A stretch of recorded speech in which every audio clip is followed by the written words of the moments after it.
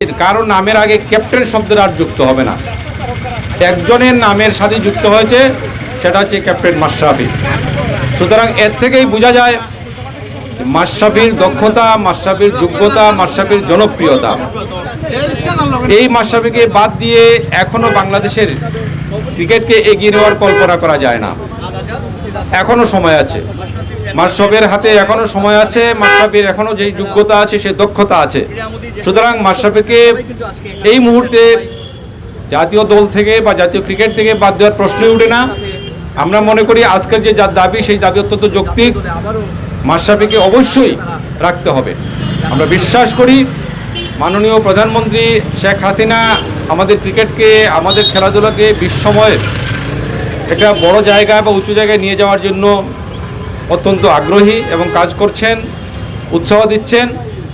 আমরা মনে এবং তিনিও মাশরাফিকে অত্যন্ত স্নেহ করেন, তার খেলার প্রশংসা করেন। আমরা বিশ্বাস করি মাশরাফি তার স্নেহ মমতা নিয়েই আবার বাংলাদেশের ক্রিকেটে অত্যন্ত গুরুত্বপূর্ণ ভূমিকা পালন করবেন এবং বাংলাদেশ ক্রিকেটকে এগিয়ে নেওয়ার ক্ষেত্রে তার বাকি যে সময়টা আছে তিনি অবশ্যই উৎসর্গ করবেন।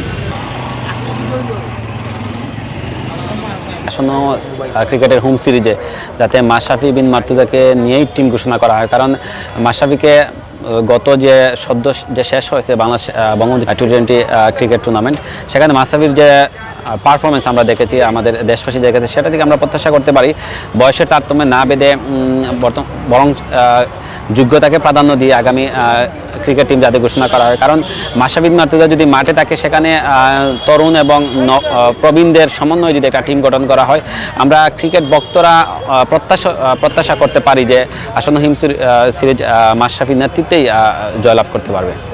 সেজন্য মূলত আজকে আমাদের এই মানববন্ধন। সেখান থেকে আমরা একটা কথাই, আমাদের মিঠু দাস জয় এবং এই প্রোগ্রামটা অনুষ্ঠিত হয়েছে, সেজন্য আমরা আমাদের মাঝে উপস্থিত হয়েছে মাতৃভাষী জাতীয় ন্যায্য বাহিনী দৃষ্টির সহযোগিতার প্রাপ্তেছে আজকের মানববন্ধনে সোহান ইমরান। এখন আমাদের সামনে সংগ্রামী নেতা হাবিবুর রহমান বাবেল উপস্থিত হয়েছেন।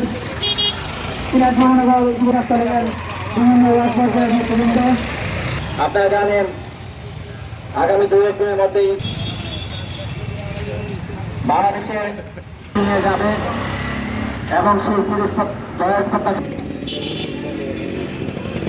আমাদের বড় ভাই তুষার শুভ উপস্থিত ক্রীড়ামন্ত্রী মাশরাফি বিন মার্তুজা, যাকে লড়াই এক্সপ্রেস সবাই চিনে, এখনো শুনিয়ে জানবে। তাই আমি ওই বাদের প্রতি একটা